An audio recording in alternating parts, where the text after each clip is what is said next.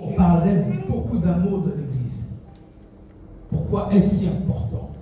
Je reviendrai encore sur ça la semaine d'après, si Dieu le permet. Quand on prend le texte de, je prends le texte de 1 Jean chapitre 4 verset 7, tu peux te laisser lever pour lire s'il te plaît, mets-toi sur le côté, pour me lire à chaque fois les textes. 1 Jean chapitre 4 verset 7, il est dit, je vais dire pour paraphraser, le texte dit que, bien aimés, aimons-nous les uns les autres. Tant toucher un peu verset. 1 Jean 4 verset 7. Bien-aimés, aimons-nous les uns les autres, car l'amour est de Dieu. Et quiconque aime est né de Dieu et connaît Dieu. Il est né de Dieu et connaît Dieu.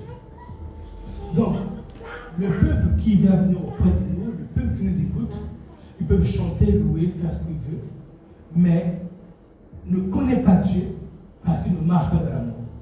Il ne marche pas de l'amour parce que nos prédicateurs, on ne lui enseigne pas les voies d'amour. Donc c'est notre responsabilité. Deuxième verset.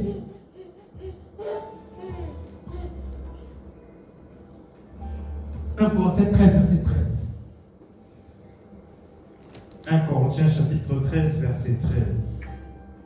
Maintenant donc, ces trois choses demeurent: la foi, l'espérance, la charité.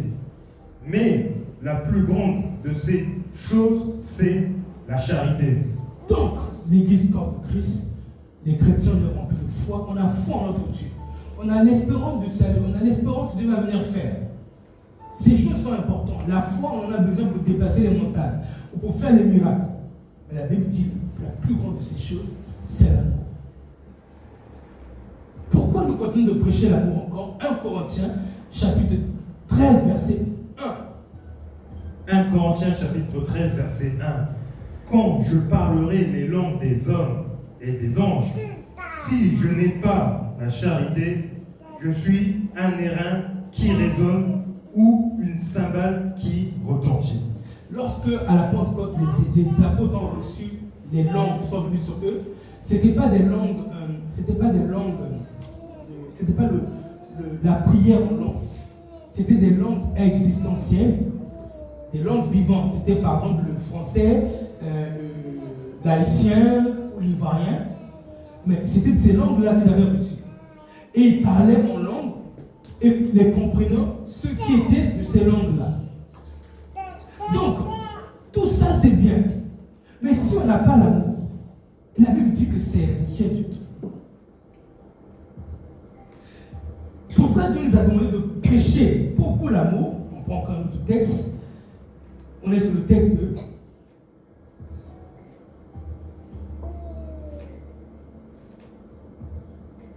1 Jean chapitre 2 verset 9 à 11.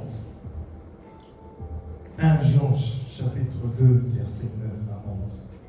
Celui qui dit qu'il est dans la lumière et qui est son frère est encore dans les ténèbres.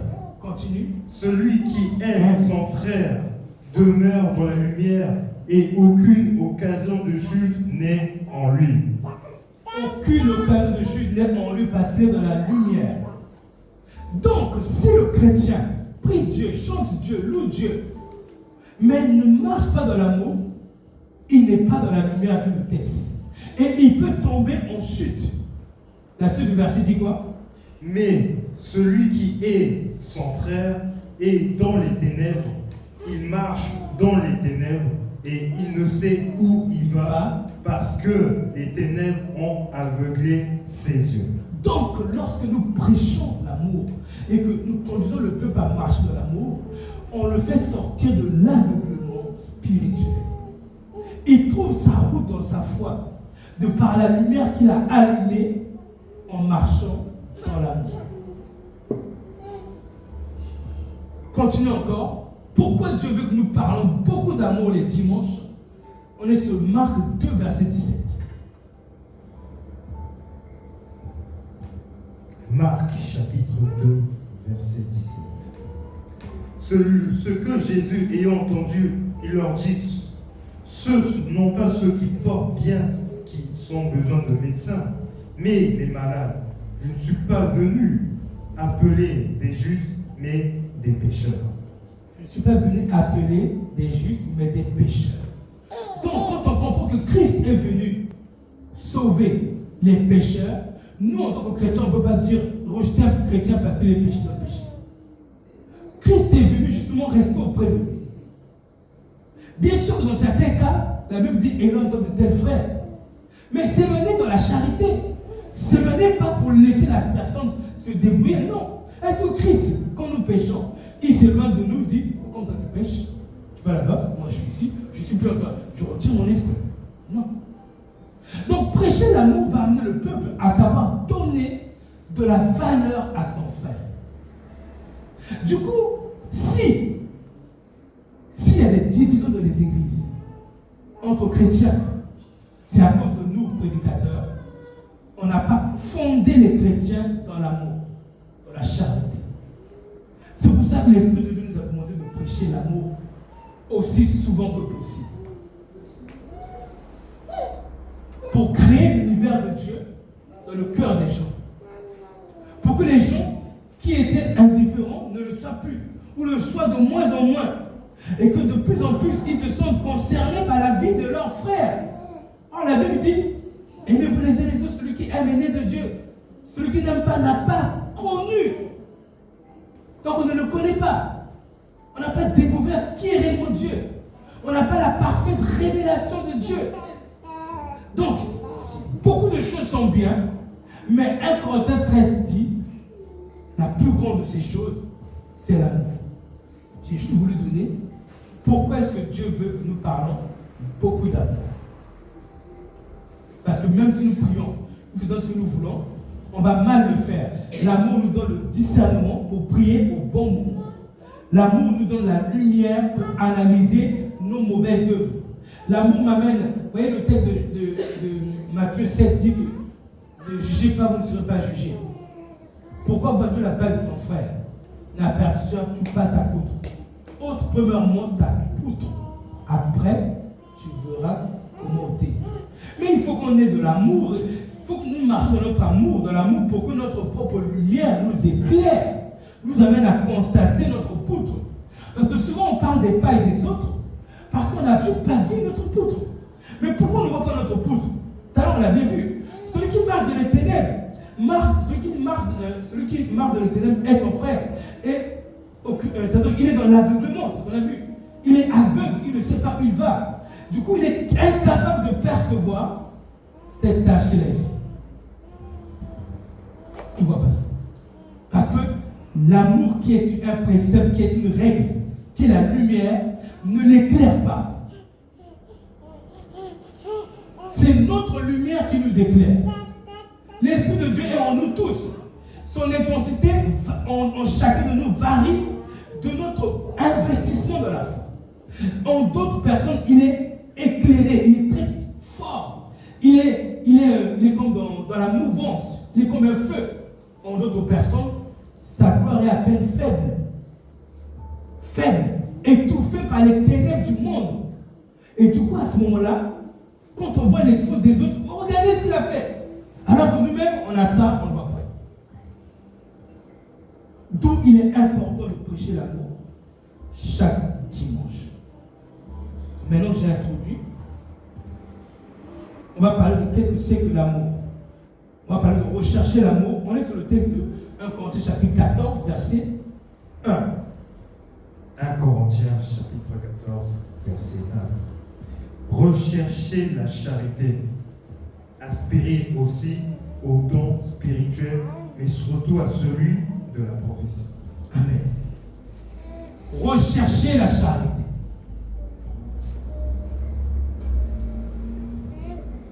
Qu'est-ce qu'il y a déjà cherché du travail un jour ici? Comment tu prenais? Comment tu faisais? Non, laisse le petit. Comment tu faisais pour chercher du travail? Tous les jours, je me lève le matin. Tous les jours, il a dit. Tous les jours. Tu me lèves le matin, ensuite. Je fais une liste des entreprises avec des marchés. Et je les fais un par un. Et quand j'ai fini,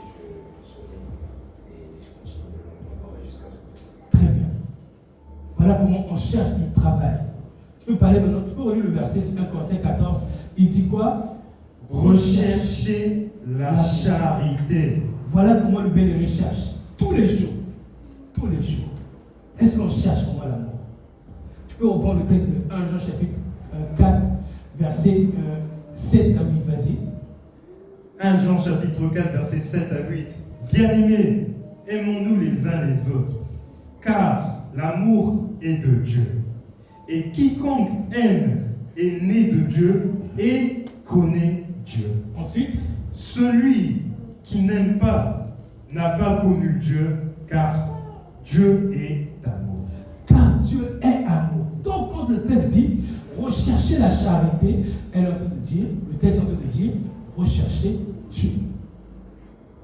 Rechercher Dieu. Le bien-aimé a dit que chaque jour il se lève. Ok. Est-ce que chaque jour on se lève, on se met à genoux, on dit Seigneur, aide-moi à t'aimer aujourd'hui. Chaque jour. Le texte a dit rechercher la charité. Aide-moi à t'aimer. Aide-moi à aimer mon prochain. Le texte a dit rechercher la charité. Autrement dit, rechercher Dieu.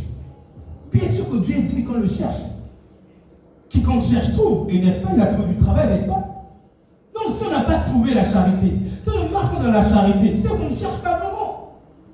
Celui qui cherche, c'est mettre le zèle à chercher. Je vais m'arrêter un peu pour expliquer quelque chose. Il y a quelque chose qu'on ne réalise pas. Le paradis qu'on veut aller là, c'est chez Dieu. C'est avec Dieu. Le bien-aimé a donné l'exemple. Chaque matin se lève pour chercher du travail. Et Dieu a dit rechercher mon fruit, la charité. Et 1 Jean 4 lui dit que c'est Dieu qui est lui-même la charité. Bon. Est-ce qu'on veut aller vraiment avec notre Dieu? Est-ce qu'on veut le chercher ou on pense que c'est juste une blague? Ou est-ce que ces versets sont écrits pour blaguer? Mais Dieu voit parmi nous qui le cherche, qui ne le cherche pas. On le cherche dans l'humilité. On le cherche en s'éveillant à lui plaire de toutes choses. En veillant sur notre façon de nous exprimer. En étant agréable devant nos frères et sœurs, devant nos familles. On le cherche en reconnaissant nos torts. On le cherche en se disposant pour écouter quand quelqu'un nous fait des reproches. On le cherche en étant quelqu'un, un homme de paix. En étant simple. On le cherche en cherchant sa volonté. On le cherche c'est-à-dire que quand on voit des occasions de faire du bien à quelqu'un, on pose des actions parce qu'on le cherche. Ça m'est arrivé plusieurs fois. J'ai l'occasion de faire du bien. Par exemple, j'ai l'occasion de faire une belle chose. Je néglige. Mais l'esprit m'interpelle. Non, fais-le. C'est juste de le faire. Quand je le fais et il me fait prendre conscience, c'est bien. En le faisant, tu me cherches. On le cherche en voulant s'améliorer tous les jours dans sa vie chrétienne. C'est ainsi qu'on le cherche. On le cherche en refusant de garder les mauvaises habitudes qu'on a jusqu'à présent. Les mauvaises façons de penser des autres, de parler des autres, de juger les autres. On le cherche en cherchant à abandonner nos mauvais caractères. On sait qu'on est quelqu'un de colérique. Alors on s'éloigne de cela. On le cherche en faisant le bien. C'est tout ça rechercher l'amour. Rechercher Dieu.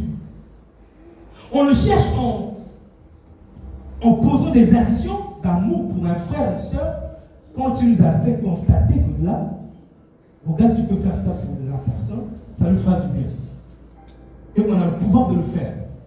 Celui qui va le chercher, qui prie pour ça, et qui le cherche réellement, quand l'occasion se présente, il le fait. Mais si nous disons, Seigneur, aide-moi à changer, aide-moi à t'aimer, quand tu me mets l'occasion de l'aimer en faisant du bien à quelqu'un, on passe à côté. Visiblement, on ne cherchait pas vraiment. La Bible dit rechercher la charité. Je vais faire un rappel. Je rappelle ceci. Nous sommes en 2025. Nous avons l'évangéliste Renard Banquet, qui était l'évangéliste qui a fait beaucoup de choses, qui est parti. un des pasteurs que j'avais à l'époque est décédé. Nos parents, mon père est décédé. Beaucoup ont perdu des membres de leur famille. On a une génération de personnes qui étaient décédées. Nous avons Johnny Hallyday qui est décédé, Michael Jackson qui est décédé. Beaucoup de gens sont décédés. Tout le monde qui est décédé avait eu un temps que Dieu avait donné pour chercher Dieu. Quand Dieu nous voit tous, il sait qu'on est là, quelle chose je m'éteins. Il sait. Il ne me le dira jamais. Il peut me le dire comme il a dit à Étienne. Voilà. Comme il a dit aussi à Paul ou à Pierre. Mais ce n'est pas comme le dire aujourd'hui pour que j'angoisse en me disant il me reste que 30 ans de vie, 20 ans, 15 ans de vie. Non. Non, Dieu sait quand est-ce qu'il va nous rappeler. Donc ceux qui sont partis avant avaient un temps que Dieu avait fixé pour chercher Dieu. En faisant le bien, en étant honnête, en connaissant leur tort, en s'excusant, en étant agréable, etc. Et quand le temps de la fin est arrivé, ta prière à moi étant ne pourrait rien changer, il veut partir. Ils sont partis. Et dans ça, il y a nos arrière-grands-pères, nos arrière-grand-mères, nos oncles arrière, tous ceux qui sont partis de nos familles avant. Chacun a eu un temps pour Dieu l'appelle, Dieu lui a donné un temps pour le chercher. C'est ce qui est dans l'Apocalypse 2. Dieu dit, je lui ai donné du temps pour qu'elle se repente. Mais elle ne veut pas se repentir. Tout le monde a reçu de Dieu un certain temps. Il n'y a que Dieu qui le connaît. Un jour, ce temps arrivera à son terme. En attendant, beaucoup qui ont eu ce temps-là de chercher Dieu, qui ne l'ont pas fait, ou qui ne l'ont pas fait avec beaucoup de zèle, n'ont peut-être pas trouvé Dieu. Parce que quiconque cherche, trouve. Si on ne trouve pas Dieu, c'est qu'on n'a pas cherché. Je parle pour ceux qui sont, ceux que Dieu est venu interpeller, bien sûr. Alors, si on n'a pas trouvé ce que Dieu a promis de donner, si on cherche, c'est qu'on n'a pas cherché. C'est qu'on n'a pas bien cherché. Si on ne l'a pas trouvé. Mais Dieu a promis, il a dit quiconque cherche, trouve. On donne à celui qui cherche, qui frappe, non? Demandez, vous recevrez. Frappez, on vous ouvrira. Cherchez, vous trouverez. C'est ce qui est marqué, non? Alors, si nos arrière-grands-parents, les autres serviteurs de Dieu avant nous décédés, sont morts peut-être dans des adultères, dans des je ne sais quoi, ou dans des amours de l'argent, à piller leur église, piller les âmes de l'église, en les forçant à des offrandes, je ne sais comment, et que ça déplaît à Dieu, et leur temps s'est arrêté. C'est à cause de Dieu qu'ils se sont perdus? Non. Dieu donne le temps à tous. Mais seulement, je prends l'exemple de ceux qui sont partis, je ne connais pas personnellement. Je ne connais pas.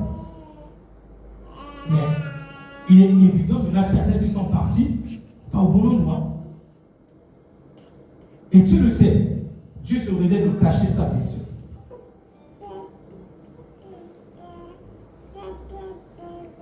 Ils sont négligés.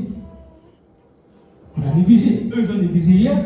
Nous sommes dans notre temps aujourd'hui. C'est juste parce que nous, on n'a pas vu comment Dieu, il appelle. Je prends un exemple. Je l'avais appelé Jacques. Tu appelles Jacques. Jacques, mais ce que tu fais à tes parents, c'est pas bien. Mais Jacques, pourquoi est-ce que tu as fait à ta soeur là? Mais c'est pas correct. Ah oui, c'est vrai, mais Jacques, comment tu parles à ton employeur? Change de ton, regarde. Oui, c'est vrai, tu as raison, c'est vrai, je vais arrêter. L'occasion arrive, mais Jacques, tu recommences encore, tu parles comme ça à ton employeur. Mais Jacques, regarde comment tu parles à ta femme, regarde comment tu la méprises, mais regarde, c'est pas correct. Bon, j'appelle, docteur Kevin, viens, va parler à Jacques là-bas pour qu'il se reporte. Docteur Kevin, viens, ça va, de Dieu, ça va, oui, ça va. Ouais, tu ne vas pas faire comme ça à ta femme, c'est pas bien, tout ça. C'est Dieu qui l'a envoyé. Parce que Dieu l'a déjà parlé à Jacques, Jacques l'a pas écouté. Et docteur Kevin, parle. Jacques dit, oui, c'est vrai. Il y en a certains qui disent, oh, moi je m'en fiche. D'autres disent, oui, c'est vrai. Et après, qu'est-ce qu'il fait? Dès que Kevin, prie pour moi. Là, à la maison, c'est ta femme, ah, vas-y, toi. Et on commence tout de suite.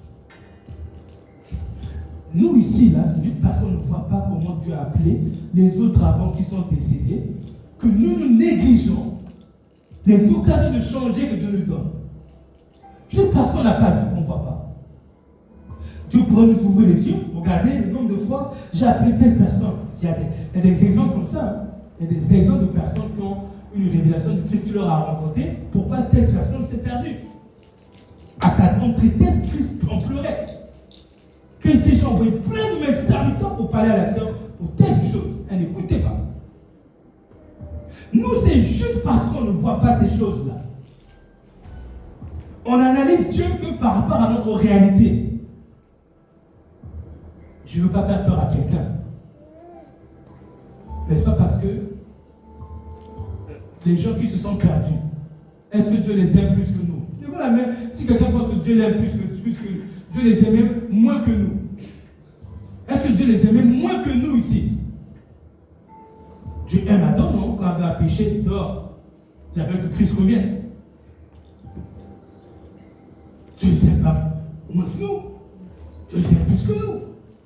Il a dit, j'ai mis devant toi la vie et la mort, je choisis la vie. Mais nous, on néglige.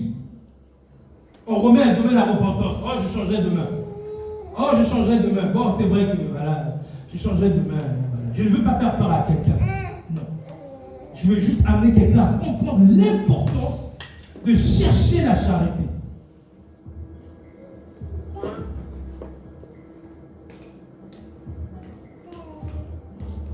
De chercher la charité.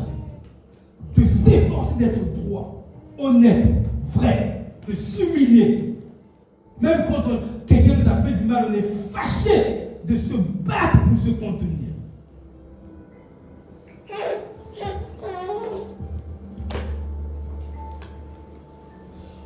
Et de faire du bien à quelqu'un. Qu'est-ce qui se passe quand on mange lentilles, c'est plein de fer, n'est-ce pas, les lentilles? Quand on mange des lentilles, il y a du fer. Du coup, le fer entre nous et renforce nos corps, n'est-ce pas, non? N'est-ce pas? Quand on mange de la banane, c'est magnésium, ça renforce aussi. Quand on mange de la viande, on a besoin de protéines, n'est-ce pas? Qu'est-ce qui se passe quand on ne mange pas?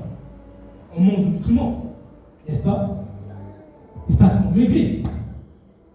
Mais si Dieu est amour, quand on ne cherche pas Dieu, on ne cherche pas l'amour, on va manquer d'amour dans nos cœurs, on va manquer de Dieu. Donc on sera maigre de Dieu. Et c'est normal que vous voyez des chrétiens qui se critiquent. Ils font des vidéos, tel pasteur a prêché ça, regardez lui, c'est un maudit. Regardez celui-là, on va maudire celui-là. Christ a dit, bénissez ceux qui vous maudissent. Eux disent, je te maudis, je t'envoie le feu. Oui, on est en train de critiquer tout le monde, on juge tout le monde, mais on est maigre de Dieu. Maigre d'amour parce qu'on ne cherche pas l'amour, on ne cherche pas Dieu. Ce n'est pas notre obsession, comme le bien-aimé a dit, que chaque matin il se lève, il note toutes les entreprises. Ce n'est pas une obsession. Chercher l'amour doit être une obsession. C'est une obsession. Pourquoi? Ce n'est pas pour blaguer que Dieu a dit chercher la charité. Ce n'est pas pour rigoler. Dieu ne dit rien s'il n'y a pas des conséquences derrière. Si je n'ai pas la charité, qu'est-ce qui va se passer? Là, c'est l'image des ténèbres, mais ça s'installe. Ça reste là. Ça va maintenant? Je vais analyser Dieu par rapport à mes ténèbres. Je vais comprendre Dieu par rapport à mes ténèbres. La Bible dit aimez vos ennemis. Lui, le pasteur, il maudit les gens. Il y a un homme de Dieu, je prends un exemple pour regarder. Un homme de Dieu dit ceci. Il est en train de construire son église. Il a besoin d'argent. Écoutez bien. Il a besoin de dons. Son église coûte 45 millions d'euros. Il dit, pendant qu'il parle, il avait fini de construire l'église, là il racontait l'histoire. Il dit, pendant que je construisais l'église, il y avait, je connaissais une personne là-bas, un chrétien. Ce chrétien a 100 millions d'euros. Il m'a donné une offrande que de 10 000 euros. Il dit, ce chrétien, il a l'esprit de maman. Le gars, il a 100 000 euros, il me donne que 10 000 euros. Il a l'esprit de maman, lui. Lui, il s'est démonisé, lui. Voilà ce qu'il parle de quelqu'un qui lui a fait une offrande de 10 000 euros. Il a comparé l'offrande à toute la trousse de la personne, ces millions. Et il a jugé. Au lieu d'être reconnaissant, de dire Seigneur merci, le frère a fait selon ce que tu as disposé son cœur. Mais il a dit celui-là, l'esprit de maman. Bon, c'était la télévision dans l'église. La personne là s'est reconnue. Il va se dire quoi? Bien. Maintenant, l'homme de Dieu qui a dit ça. Vous avez vu, non? Quand on ne cherche pas la charité, le compteur se place en nous et on analyse Dieu par rapport à notre état de cœur. On commence à traiter d'esprit de maman. Celui celui qui est venu nous donner une offrande selon la disposition de son cœur. Au lieu d'avoir la reconnaissance, on le juge. Parce qu'on ne cherche pas l'amour pour que l'amour guide notre éducation, nos paroles, nos comportements, pour que l'amour nous donne de la reconnaissance, nous donne d'avoir la bonne posture devant celui qui nous a fait du bien. Comme on n'a pas ça, on n'a pas cherché, les ténèbres sont venues se installer. Et la Bible dit, il ne sait où il va parce que les ténèbres aveuglent ses yeux du cœur, son discernement, son analyse de Dieu, de l'évangile. Beaucoup de dérives de l'évangile, parce que notre analyse de Dieu est faussée, parce qu'on n'a pas installé la charité de Dieu en nous, pour qu'il puisse nous donner le vrai discernement de Dieu, pour bien comprendre, pour bien réagir. Donc, autrement dit, la réaction à faire, c'était, il y a un homme de Dieu qui avait 100 000 euros, ça je prends l'exemple de ce pasteur. Il m'a donné que 10 000 euros. Bon, gloire à Dieu, il a fait selon ce que son cœur a dit. Moi, je ne lui ai même pas dit ça. Parce qu'il a déjà fait. Au moins, il a fait. Il y en a d'autres qui n'ont même pas fait. Il y en a d'autres qui avaient peut-être 10 000 euros, n'ont même pas donné 1 euro. Donc, si on ne cherche pas la charité, on va se perdre. On aura les ténèbres dans le cœur. Et les ténèbres vont enténébrer notre analyse de Dieu, notre perception de Dieu. Et tout le monde, on va croire que ce qu'on fait, c'est juste. Parce que quand Jésus l'a dit, l'heure vient, il est arrivé, où quiconque vous fera mourir croira rendre culte à Dieu. Il va croire rendre culte à Dieu. Parce que les ténèbres ont pris la place. Je conclue en répétant ceci. Pourquoi on ne cherche pas l'amour pour le bien-aimé?